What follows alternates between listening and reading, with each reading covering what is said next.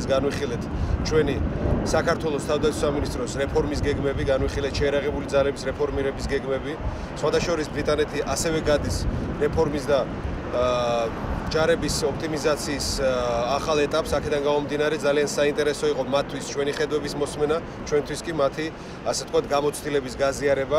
შევთანხმდით ორმხრივ თანამშრომლობაზე, შევთანხმდით იმაზე, რომ ბრიტანეთის შეიარაღებული ძალები და თავდაცვის სამინისტრო გაუწევს ძალიან მჭიდრო მხარდაჭერას ჩვენს რეფორმას, ჩვენს შეიარაღებულ ძალებს. ძირითადად შევთანხმდით, რომ გვექნება თანამშრომლობა საგანმანათლებლო სფეროში, გვექნება თანამშრომლობა ასევე სხვადასხვა სამხედრო სფეროში, რომელიც უკავშირდება ჩვენს საერთო ღონისძიებებს ავღანეთში.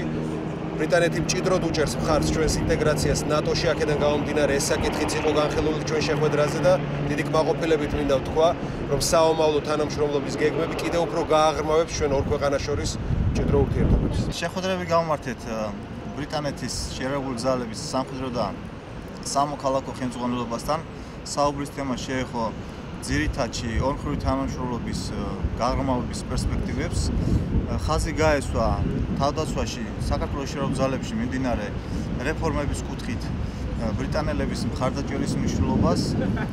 განსაკუთრებული ყურადღება დაეთმო საქართველოში განათლების კუთხით ასევე მიმდინარე რეფორმებში ბრიტანელების მხარდაჭერას. პოსტასაფის ოპერაციებში ქართული და ბრიტანული სამხედროების სავარაუდო თანამშრომლობის შესაძლებლობებს.